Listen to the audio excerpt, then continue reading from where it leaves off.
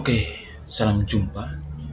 Pada video kali ini, seperti pada judul video ini, kita akan membahas mengenai analisa kemampuan debat dari para capres di debat pertama. Nah, karena ini bentuknya adalah analisa kemampuan debat, maka kita memerlukan data. Nah, data yang saya kumpulkan ini, ya seperti yang teman-teman lihat pada layar, ini adalah data Excel berupa skor-skor dari kemampuan debat para capres ya, yang teridentifikasi berdasarkan 4 indikasi ya, berdasarkan 4 indikator, yaitu ketepatan substansi, kemampuan komunikasi, kemampuan mengelola emosi, dan ketajaman bertanya dan kemampuan merespon pertanyaan. Nah, indikator-indikator ini kemudian diberikan penilaian ya, berupa skor ya. Teman-teman bisa melihat di sini ada skor-skor yang sudah tertera di data tabulasi Excel ini. Lalu teman-teman lihat di sini di data tabulasi Excel ini itu ada penilai ya. Penilainya itu ada 3 orang ya. Saya buat kode 1, 2, dan 3. Lalu ada kandidat, ada 3 orang, yaitu Pak Prabowo itu saya kodekan dengan 1, Pak Anies saya kodekan dengan 2, dan Pak Ganjar itu saya kodekan dengan 3. Sedangkan penilai ini itu ada 3 orang. Nah, ini mereka ini adalah pengamat politik. Nah, penilaian yang mereka berikan ini berupa skor-skor ini saya dapatkan itu dari sebuah acara di Metro TV. Ya, sebuah acara di Metro TV yang bernama ini Kontroversi ya. Jadi di Metro TV ada sebuah acara yang namanya Kontroversi. Lalu itu ada episode berjudul Skor Debat Pertama. Nah, acara ini dibuat setelah berlangsungnya debat capres yang pertama. Nah, setelah debat capres itu, lalu acara Kontroversi ini membuat acara ya, Metro TV membuat acara Kontroversi ini dengan episode skor debat pertama. Nah, pada acara Kontroversi ini itu dihadirkan 4 orang narasumber. Nah, 4 orang narasumber yang pertama, 3 yang pertama itu adalah narasumber dari masing-masing pendukung para pasangan para capres gitu ya. Nah, teman-teman bisa lihat di layar ini itu kan ada Masinton Pasaribu sebagai pendukungnya Ganjar dan Mahfud. Lalu Maman Abdurrahman sebagai pendukungnya Prabowo dan Gibran, dan M. Iqbal itu sebagai pendukungnya Anies dan Muhaimin Iskandar. Lalu ada tiga narasumber yang lain, yaitu mereka ini adalah pengamat politik dan hukum. Ada Bivitri Susanti, Asep Iriawan, dan Adi Prayitno. Nah, mereka berenam ini pada saat acara Kontroversi ini, mereka ini disuruh oleh pembawa acara untuk memberikan skor kepada masing-masing capres untuk 4 indikator kemampuan debat ya, kemampuan debat. Nah, teman-teman bisa lihat yang skor tadi, teman-teman bisa lihat yang ada di sini. Nah, teman-teman lihat bahwa di acara tadi, di tampilan tadi itu kan ada 6 narasumber ya. Tetapi saya cuma mengambil 3 orang, yaitu yang pengamat politik dan hukum. Mengapa? Karena kalau saya mengambil juga yang 3 pendukung itu, tentu akan bias penilaiannya. Karena sudah pasti ya, yang pendukung itu akan memberikan nilai yang tinggi kepada capres yang dia dukung dan akan memberikan nilai yang rendah kepada capres yang tidak dia dukung. Maka akan bias penilaiannya. Sehingga saya mencari mereka yang netral. Nah, mereka yang netral itu adalah yang pengamat politik dan hukum ini. Nah, jadi saya ambil penilaian mereka ya untuk nanti kita analisis tentang kemampuan debat dari para capres ini. Nah, ini jadi ada 3 orang ya, 3 orang penilai, yaitu dari pengamat hukum dan politik. Nah, kode 1 ini adalah Kang Asep yang botak itu ya. Nah, Kang Asep. Lalu yang kedua ini Mbak Bivitri yang perempuan. Lalu yang ketiga ini adalah Mas Adi Prayitno. Nah, ini kan mereka memberikan skor kepada masing-masing kandidat gitu ya. Nah, lalu ini adalah skor-skor yang sudah mereka berikan. Nah, untuk sebagai informasi, ya, skor yang diberikan itu berkisar antara 5 sampai 10. Jadi yang terendah itu 5, tertinggi itu 10. Nah, sebagai informasi juga, Kang Asep itu memberikan salah satu, kalau tidak salah dia memberikan penilaian kepada 3 orang kandidat ini. Di salah satu indikator itu dia memberikan nilai dengan angka 2 digit ya, bukan 1 digit. Kalau ini kan 1 digit, dia berikan angka 2 digit. Kalau tidak salah dia memberikan nilai 60. Nah, 60 60 60 gitu ya. Nah, saya kemudian mengkonversinya menjadi 1 digit saja, menjadi 6 saja. Karena memang sesuai dengan ketentuan yang diberikan oleh pembawa acara, mereka harus memberikan penilaian dari 5 sampai 10. Sehingga 6 itu saya anggap sebagai 6, 60 itu saya anggap sebagai 6, bukan 60 ya. Nah, sehingga di sini tetap skornya itu 1 digit ya, bukan 2 digit. Jadi kalau 60 ya 6 gitu. Nah, ini teman-teman, 70 7, 80 8 gitu ya. Nah, lalu kita tabulasikan seperti ini ya. Kita tabulasikan seperti ini teman-teman. Nanti data ini nanti kita import ke salah satu aplikasi atau software untuk kita analisis, yaitu namanya Manifacet.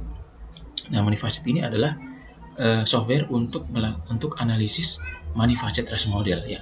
Ya, seperti yang teman-teman lihat di judul ya. Di judul video ini kan analisis kemampuan debat para capres ini ya, menggunakan Manifacet Race Model ya. Jadi kita akan menganalisisnya menggunakan RAS model, lebih tepatnya Manifacet Race Model atau multi-rater ya, analisis multi-rater gitu. Nah, mengapa ini cocok? Karena namanya saja multi-rater, multi penilai gitu kan, banyak penilai, sehingga cocok jika data ini kita analisis menggunakan Manifacet Race Model. Oke, ini datanya seperti ini teman-teman. Nah, skor-skor ini ya saya ambil dari video itu ya, video acara itu gitu ya.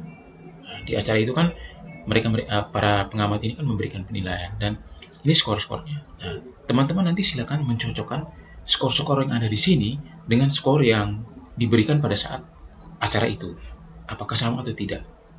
Karena memang saya skor ini memang sama. Saya buat sama dengan skor yang diberikan pada waktu acara di kontroversi. Sehingga ini tidak saya manipulasi ya. Nah, nanti kita akan menganalisisnya itu betul-betul objektif ya teman-teman. Nah, kebetulan di analisis Manifacet Race Model ini juga ada analisis bias ya. Sehingga nanti kita lihat apakah ada bias penilai gitu ya, bias penilaian dari para penilai ini terhadap para kandidat. Nanti kita akan lihat ya. Nah, jadi kita akan seobjektif mungkin. Kalau misalnya bias, kita katakan bias. Kalau misalnya ada kesalahan penilaian, kita akan katakan ada kesalahan penilaian. Kita benar-benar objektif gitu ya. Nah, lalu kemudian saya akan pandu teman-teman ini kan mulai dari tabulasi data ini, lalu bagaimana kita buat coding, lalu kemudian kita masukkan ke software. Itu saya akan pandu langkah demi langkahnya, sehingga teman-teman tahu bahwa analisis ini betul-betul objektif ya, tidak dimanipulasi. Nah, ini datanya sudah seperti ini teman-teman. Lalu kemudian saya tutup ini. Nah, ini juga saya tutup. Nah, lalu kita ke codingnya, ini coding. Nah, jadi sebelum kita impor ke software Manifacet, kita perlu membuat coding di sini. Coding di Notepad ini ya. Nah, teman-teman lihat ada codingan yang di atas ini. Ini teman-teman bisa ikut codingan ini kalau misalnya teman-teman mau coba-coba latihan untuk analisis Manifacet, teman-teman bisa ikut codingan yang di atas ini ya, yang punya saya ini. Tinggal diganti-ganti aja, misalnya facet ini teman-teman ganti sesuai dengan facet yang teman-teman punya. Kalau saya ini kan facet yang saya punya itu kan ada 3 ya. Nah, facet itu semacam variabel gitu. Nah, saya punya 3 facet atau 3 variabel, yaitu penilai, kandidat capres, dan indikator atau indikator kemampuan ini ya, kemampuan debat ya. Jadi saya punya 3 facet, maka saya tulis di sini 3. Kalau teman-teman punya 4 facet, teman-teman tulis 4. Nah, lalu kemudian model ini teman-teman lihat, itu kan model ini Di sini kan saya buat ada 3 tanda tanya. 3 tanda tanya itu mewakili 3 facet ini, teman-teman. Kalau teman-teman punya 4 facet, maka teman-teman buat tanda tanyanya ada 4 di sini.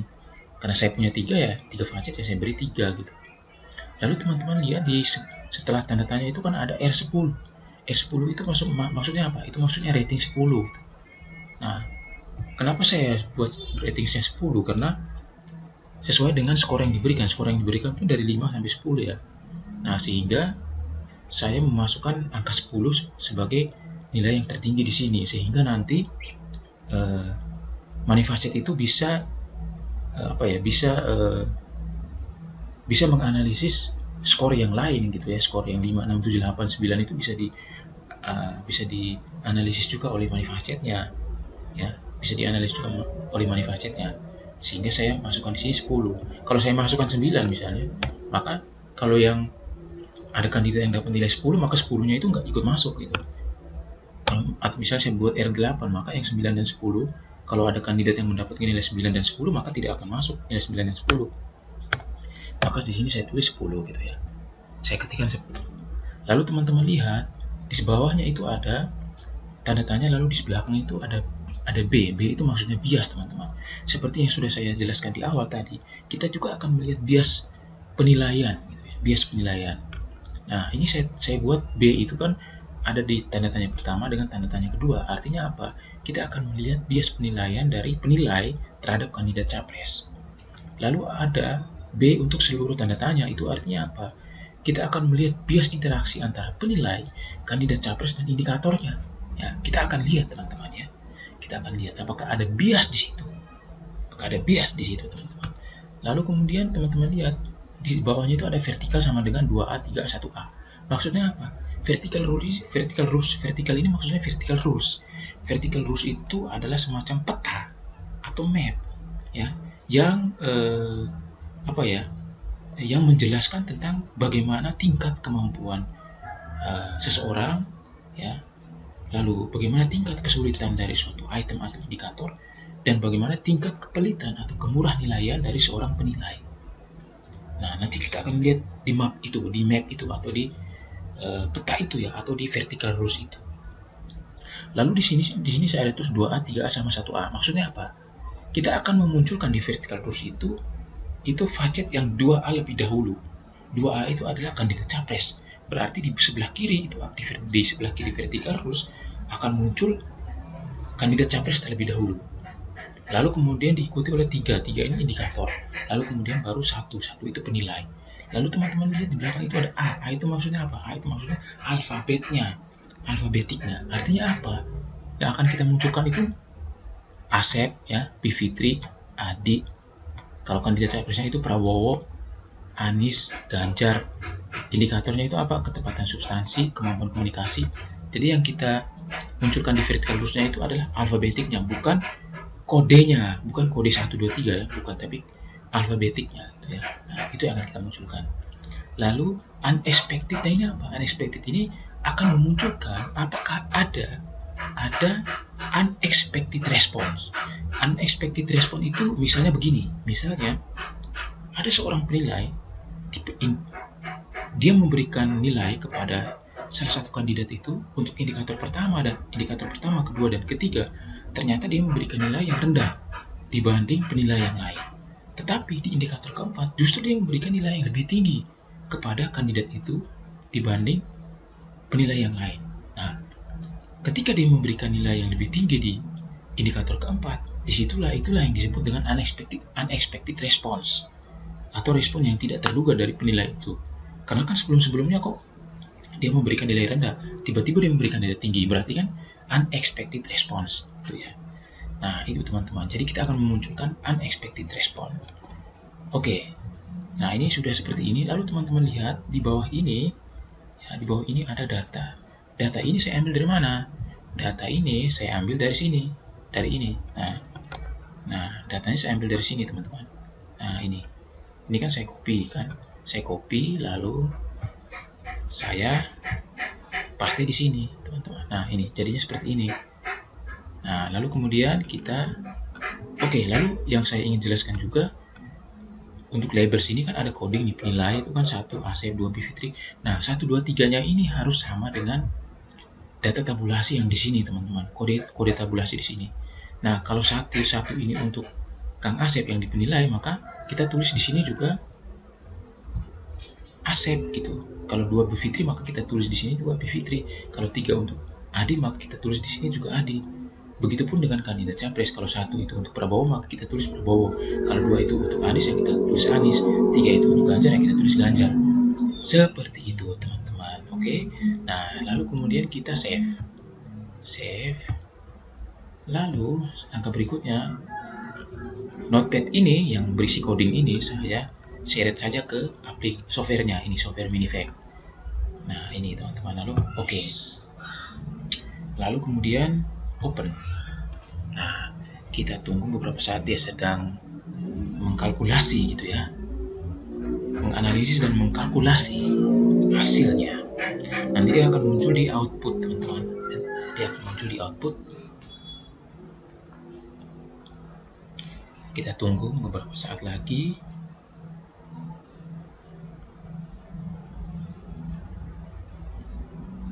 Ya, nah ini dia muncul output hasil seperti ini. Nah, teman-teman, kita bisa baca hasilnya di sini, tapi bisa juga kita baca melalui softwarenya ini. Kita klik saja di sini, output tables and plot. Pertama-tama yang perlu kita lihat itu adalah vertical rules, table 6. Nah, ini temporary. Nah, inilah bentuk dari vertical rules atau petanya ya, peta ini. Ini adalah peta yang menunjukkan kemampuan dari kandidat capres, tingkat kesulitan indikator, dan kepelitan atau kemurah nilaian dari penilai. Lalu teman-teman lihat di sini ada measure. Measure ini adalah nilai logit. Nah, nilai logit ini berkisar antara -2 sampai 2. Jadi yang terendah itu adalah -2. Tertinggi itu adalah 2. Lalu kita beralih ke kandidat capres. Di kandidat capres, teman-teman lihat, teratas itu adalah Anies, sedangkan paling bawah itu adalah Prabowo. Maksudnya apa, teman-teman? Maksudnya adalah kandidat capres Anies Baswedan itu adalah kandidat capres dengan kemampuan debat yang paling baik, paling bagus di antara kandidat yang lain. Sedangkan Prabowo, karena dia ada di bawah, maka dia ini adalah kandidat capres dengan kemampuan debat yang paling rendah. Ya, kemampuan debat yang paling rendah. Lalu kita lihat indikator. Indikator ini, ketepatan substansi itu ada di atas, sedangkan kemampuan komunikasi dan kemampuan mengelola emosi itu ada di bawah. Artinya apa? Ketepatan substansi adalah indikator kemampuan debat yang paling sulit dipunyai oleh para kandidat. Sedangkan kemampuan komunikasi dan kemampuan mengelola emosi adalah indikator kemampuan debat yang paling mudah dimiliki oleh para kandidat. Lalu kita bisa melihat interaksi antara kandidat capres dengan indikator. Mari kita lihat. Kita lihat kemampuan Anies ya, dengan tingkat kesulitan indikator.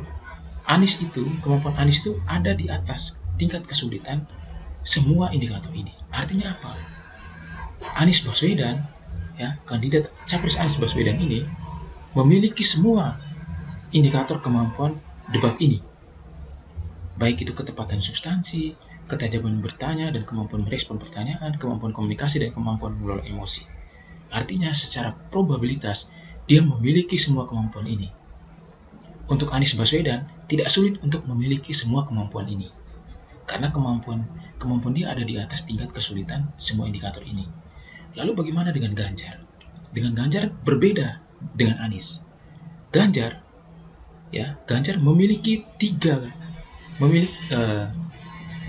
mudah memiliki tiga indikator kemampuan debat, yaitu ketajaman bertanya dan kemampuan merespon pertanyaan, kemampuan komunikasi dan kemampuan mengelola emosi. Sedangkan ketepatan substansi itu adalah indikator yang sulit untuk dimiliki oleh Ganjar Pranowo, ketepatan substansi. Bagaimana dengan Prabowo? Nah, Prabowo kemampuan dia itu kan berada di bawah semua indikator ini. Artinya apa? Secara probabilitas, Prabowo ini tidak memiliki semua indikator ini. Jadi untuk Prabowo, semua indikator kemampuan debat ini sulit bagi dia untuk dimiliki, untuk dipunyai, sulit secara probabilitas. Nah, untuk teman-teman yang teman-teman pendukung Prabowo, ini jangan marah ya. Ini adalah analisa yang seobjektif mungkin sesuai dengan hasilnya. Kalau hasilnya seperti ini ya jangan marah ya, jangan marah teman-teman. Oke, lalu yang berikut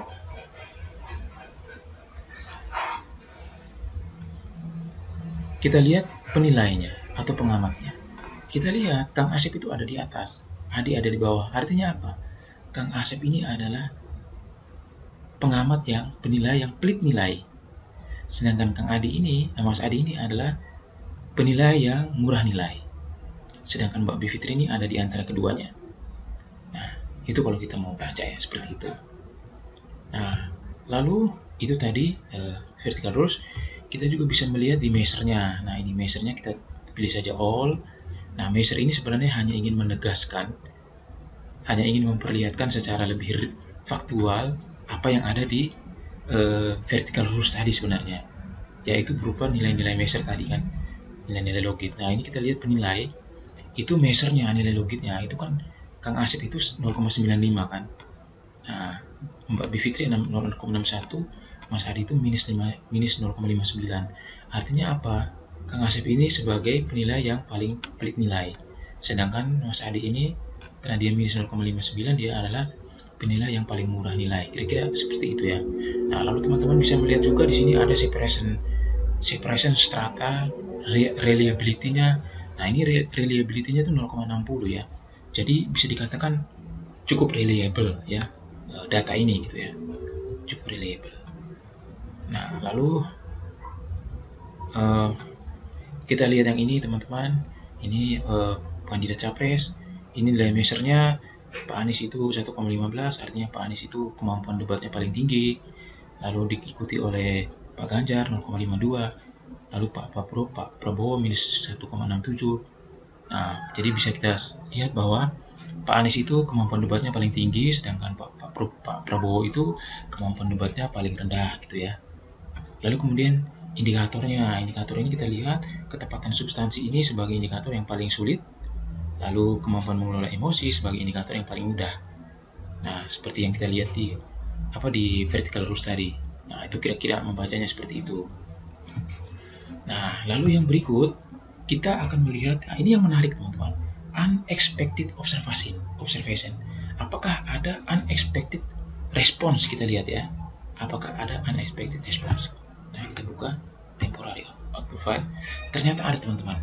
Jadi ada satu unexpected responses, yaitu penilai yang yaitu Mas Adi memberikan nilai kepada Pak Prabowo di indikator ketepatan substansi. Nah, Mas Adi memberikan nilai kepada Prabowo di indikator ketepatan substansi itu skor 7. Ini adalah skor faktual yang diberikan 7. Nah, skor faktual atau skor yang observed ya. Observed score ya, observed score atau skor faktualnya itu 7. Nah, EXP ini maksudnya expected score atau skor yang diharapkan. Nah, jadi Mas Adi memberikan nilai kepada Pak Prabowo di indikator ketepatan substansi itu 7. Padahal nilai yang seharusnya Pak Prabowo dapat di indikator ketepatan substansi itu adalah 5,6. Bukan 7. Artinya apa? Mas Adi ini memberikan nilai lebih tinggi kepada Pak Prabowo di indikator ketepatan substansi.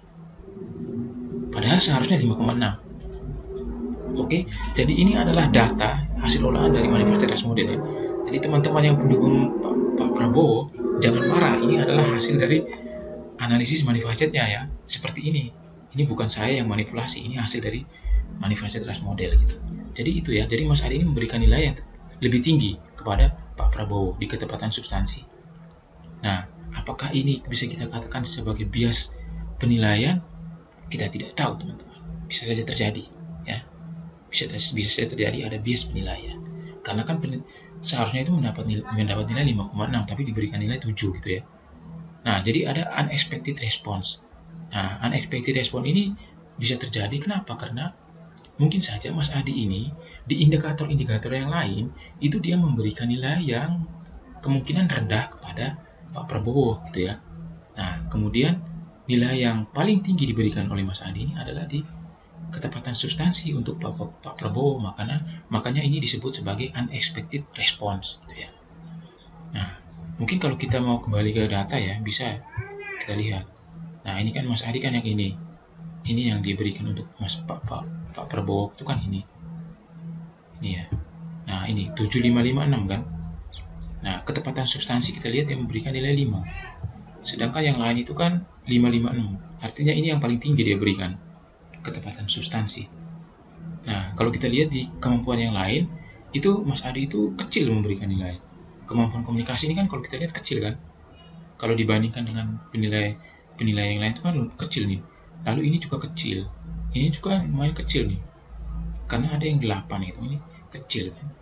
Nah, baru di 7 ini ya, di ketepatan substansi ini Mas Adi itu memberikan nilai paling tinggi di antara penilaian yang lain. Coba kita lihat. Nah, hanya Mas Adi itu yang memberikan nilai 7 loh untuk ketepatan substansi. Sedangkan Kang Asep itu memberikan nilai 5. Mbak Bivitri memberikan nilai 5. Nah, Mas Adi memberikan nilai 7 untuk ketepatan substansi dari Pak Prabowo. Makanya disebut sebagai unexpected response gitu ya. Unexpected response.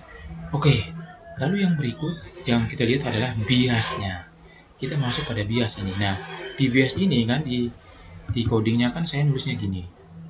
Bias untuk penilai kepada kandidat capres, lalu bias interaksi antara penilai kandidat capres dan indikator. Pertama kita lihat dulu bias nilai dari penilai kepada capres ya. Nah, kita buka di sini. Kita lihat bias interaction penilai ke kandidat capres.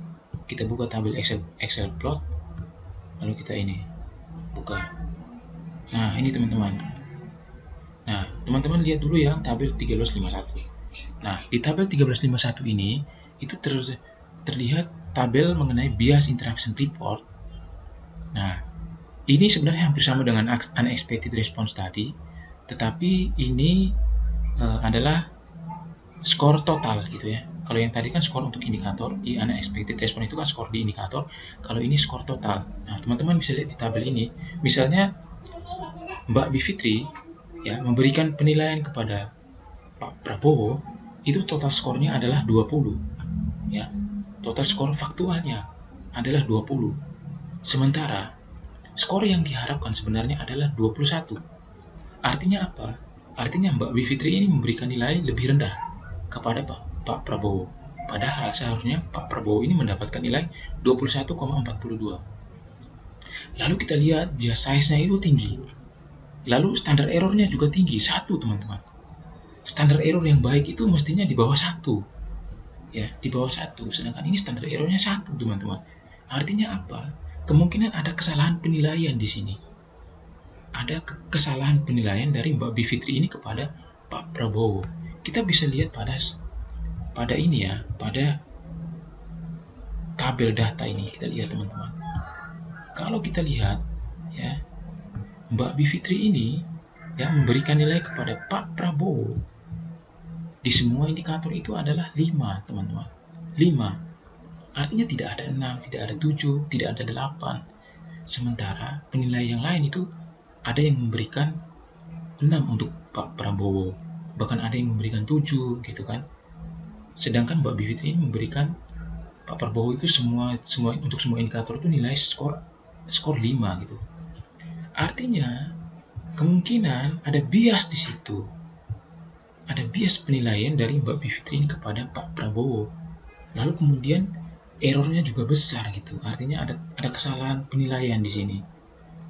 Ada kesalahan penilaian. Lalu ada bias juga karena memberikan nilai yang lebih rendah dibanding yang seharusnya. Ya, memberikan nilai 20 yang seharusnya itu kan 21,42. Lalu kita lihat lagi di Kang Asep ini itu memberikan nilai kepada Pak Prabowo itu 23. Padahal seharusnya Kang Asep ini untuk Pak Prabowo itu memberikan nilai itu 21,04. Artinya apa? Kang Asep ini kebalikan dari Mbak Bivitri. Kalau Mbak Bivitri itu memberikan nilai lebih kecil, Kang Asep ini memberikan nilai lebih tinggi dibanding yang seharusnya. Nah, ini juga bisa jadi di sini juga ada bias, teman-teman. Nah, bias ini kemungkinan juga ditentukan oleh sentimen yang mereka sentimen yang mereka buat terhadap para capres gitu ya. Nah, bisa jadi mungkin Mbak Bivitri ini ada sentimen negatif terhadap Pak Prabowo. Kalau kita lihat di acara kontroversi itu, memang kita lihat Mbak Bivitri itu sepertinya sedikit memiliki rasa sentimen negatif ya kepada Pak Prabowo. Sedangkan Kang Asep ini itu sentimennya itu sedikit positif kepada Pak Prabowo. Nah, terutama ketika berbicara mengenai pelanggaran HAM yang dilakukan oleh Pak Prabowo, di situ kelihatan sekali Kang Asep ini membela Pak Prabowo ya, membela Pak Prabowo. Artinya di sini dia punya sentimen positif terhadap Pak Prabowo, sehingga mungkin itu menjadi salah satu yang menjadi alasan atau menjadi menjadi alasan lah, salah satu faktor yang menjadi penentu juga pemberian skor ya. Nah, ini kita lihat Kang Asep ini memberikan skor justru lebih tinggi kepada Pak Prabowo. Seharusnya Pak Prabowo itu mendapatkan nilai skor 21,04 gitu. Nah, lalu bias size-nya juga tinggi, yang berarti kan memang ada bias penilaian di sini. Jadi ada bias penilaian di antara dua orang ini kepada Pak Prabowo. Yang satu itu bias penilaian itu disebabkan oleh sentimen negatif, sedangkan yang satu disebabkan oleh sentimen positif gitu ya. Nah, itu. Nah, lalu yang berikutnya ya sebenarnya bacaannya sama gitu ya. Bacaannya sama. Saya tidak ingin membaca semua ya. Nanti video ini jadi panjang, teman-teman. Nah, lalu teman-teman lihat lagi di sini. Ini adalah kalau yang di atas ini kan bias berdasarkan penilaian total dari penilai kepada kandidat. Kalau tabel 14.5.1.1 ini adalah bias perbandingan nilai antara para penilai terhadap kandidat gitu ya. Misalnya perbandingan antara Kang Asep ini dengan Pak Bivitri ya. Perbandingan penilaian mereka terhadap Pak Prabowo gitu ya. Nah, di sini kita lihat Kang Asep itu kan target measure-nya itu minus 0,42 ya. Ya kan? Sedangkan di Mbak Bivitri itu minus 278. Nah, minus 278. Artinya apa? Artinya Kang Asep itu memberikan nilai yang lebih tinggi dibandingkan penilaian yang diberikan oleh Pak Bivitri kepada Pak Prabowo. Nah, apakah ada bias di situ? Kita lihat pada target kontrasnya ini. Teman-teman lihat target kontrasnya ini itu 2,36. Nah, target kontras yang dengan angka demikian itu tuh sebenarnya target kontras yang tinggi. Kontrasnya tinggi. Nah, saya akan buka. Coba saya buka. Misalnya ini. Div ini step ya. Saya buka. Kita akan lihat teman-teman. Div kontrasnya itu seberapa ya untuk mengatakan itu bias atau tidak gitu ya. Kita lihat. Nah, ini differential item functioning. Nah, ini teman-teman. Kita lihat. Nah, ini teman-teman. Ada di sini nih. Nih tabel ini. Tabel ini tuh memperlihatkan div kontras. Nah, ada rating A, kategori A itu negligible. Artinya itu bisa tidak dipersoalkan itu. Itu memang itu tidak bias ya. Itu kalau dia di bawah dari 0,43 ini. 0,43 logit. Kalau di bawah 0,43 logit itu bisa kita bilang tidak ada bias di situ ya, masuk kategori A, negligible gitu ya. Nah, lalu ada kategori B, slight to moderate. Itu di atas 0,43 logit.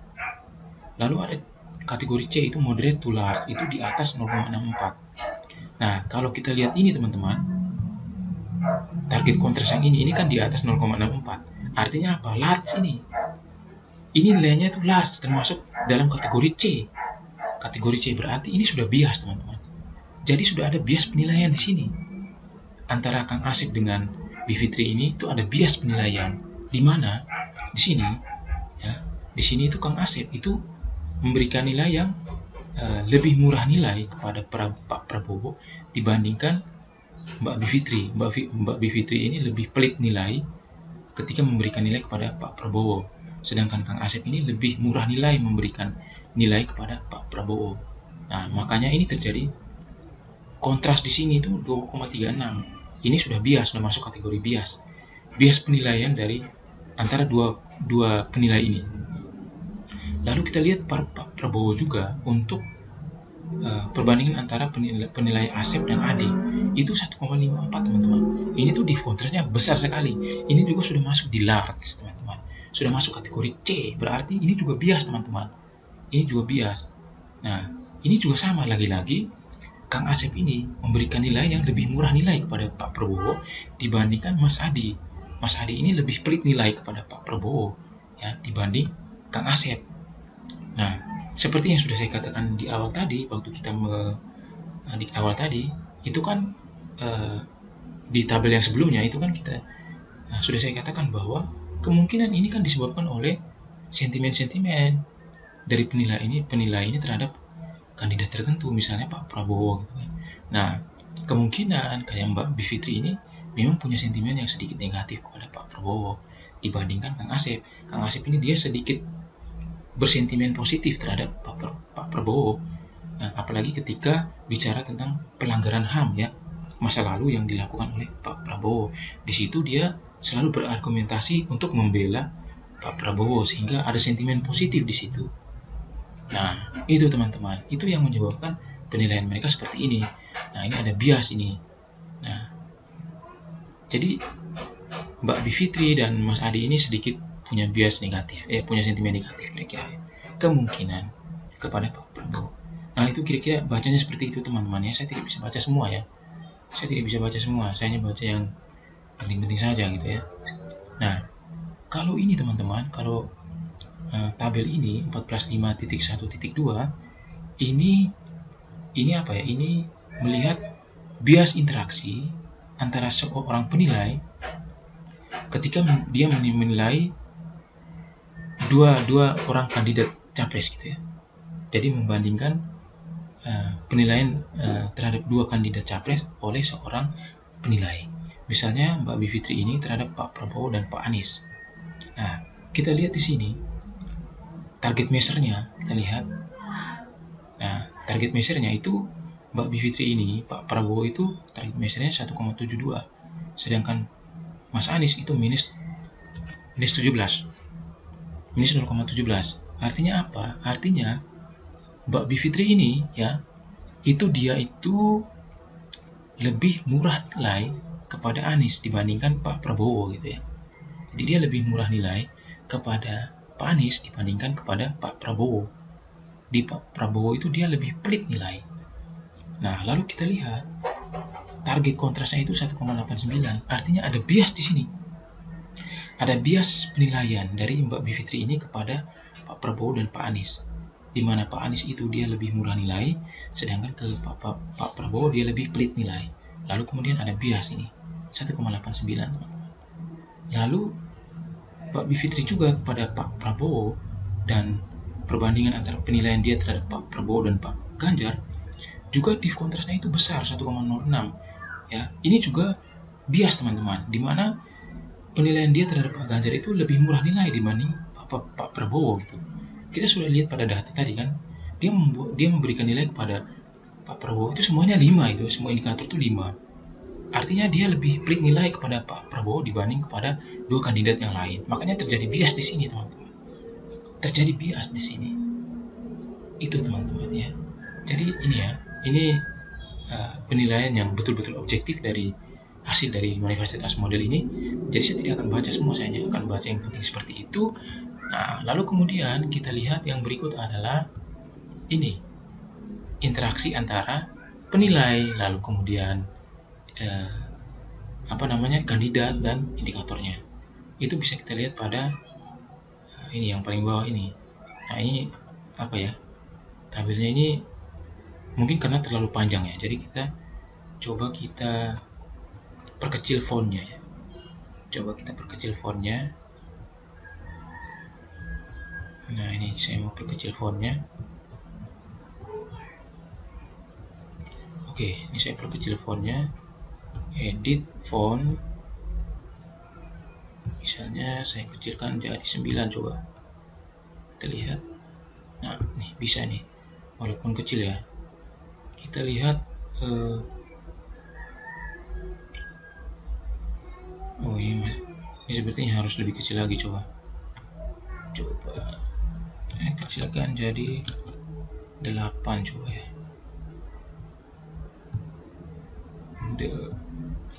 8. Oke, sudah. Nah, ini sudah teman-teman ya. Nah, ini kita lihat.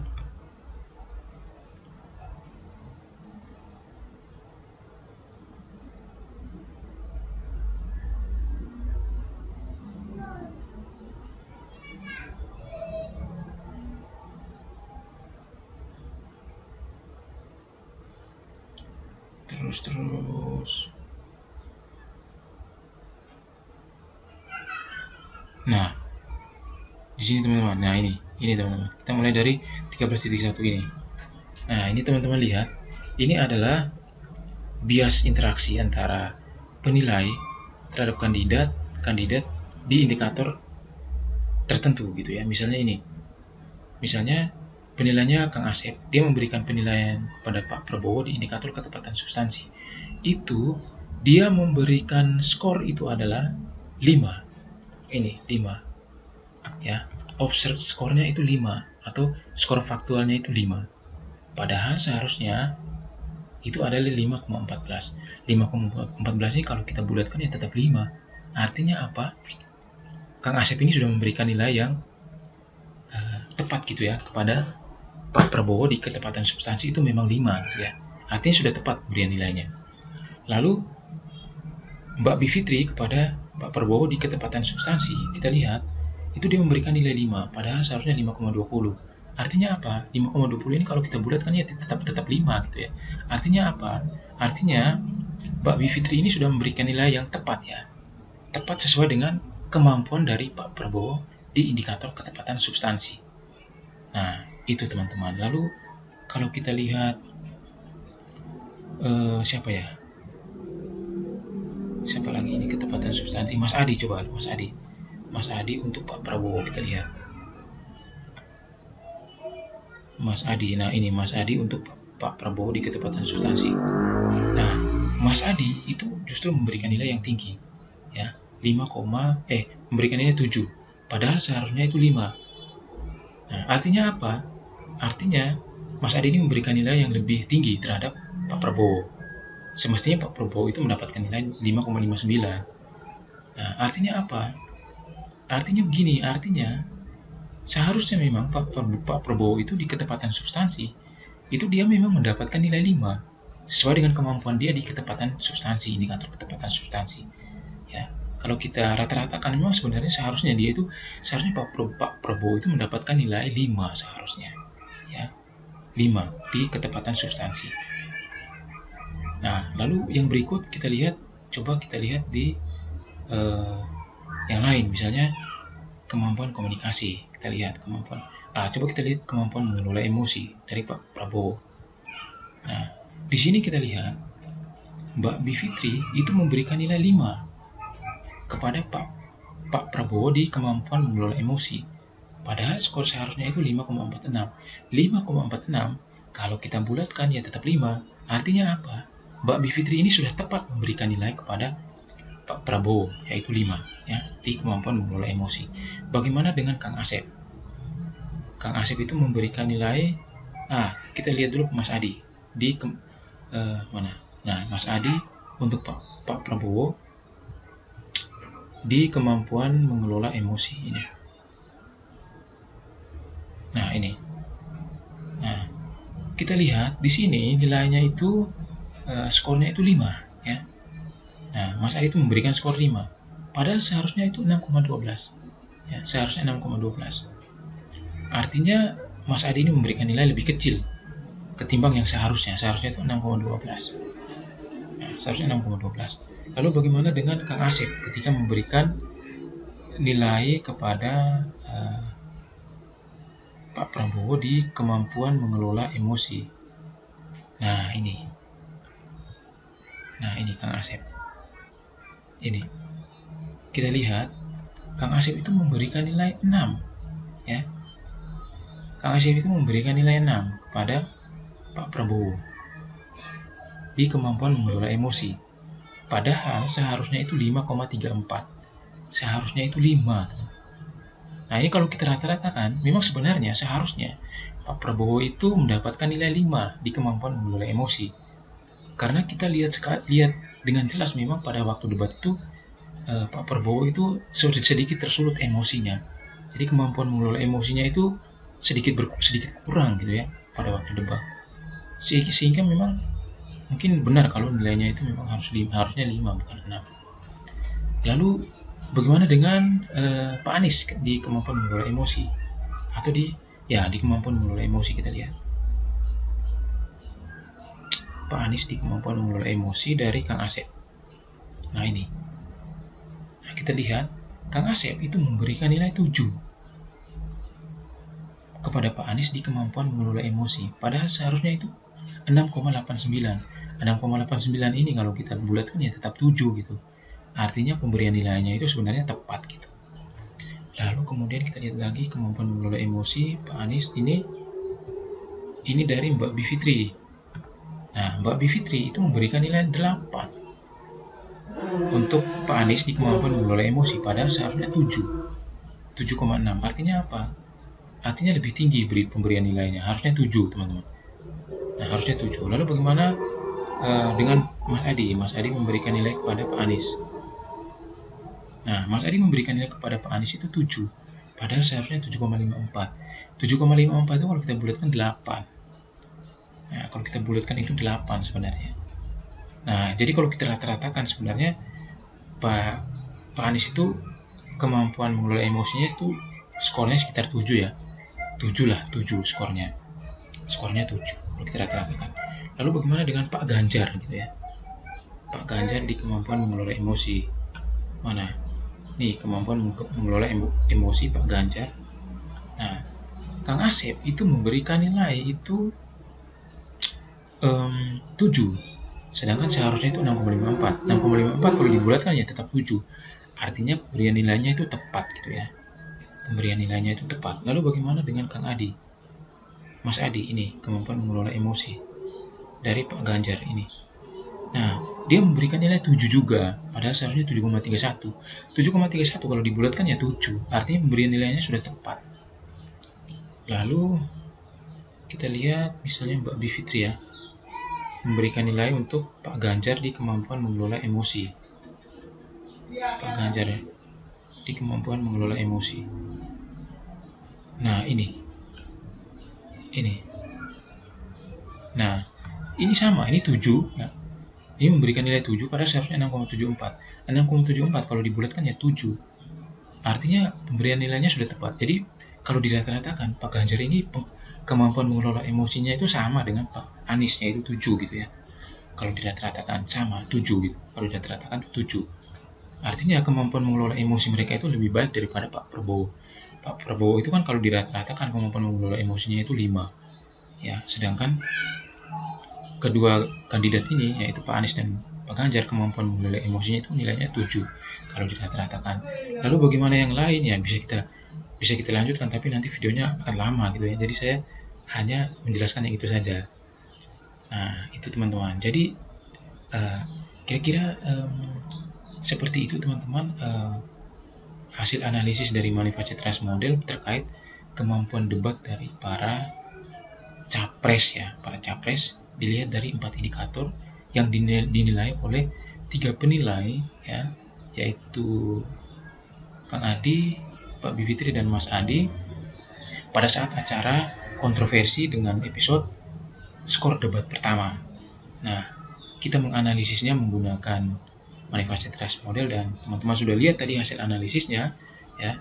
Itu analisisnya itu benar-benar objektif ya, sesuai dengan output yang dihasilkan oleh manifest trace model, tidak ada manipulasi. Hasilnya seperti itu. Ya, silakan nanti teman-teman menyimpulkan sendiri ya, bagaimana kemampuan debat dari masing-masing kandidat ini. Silakan teman-teman menyimpulkan sendiri ya dari hasil analisis ini. Oke, saya kira demikian saja video saya kali ini ya. Semoga video ini bermanfaat. Kalau misalnya ada teman-teman ingin belajar mengenai analisis ya, analisis manifest trace model ini, ya silakan hubungin saya ya.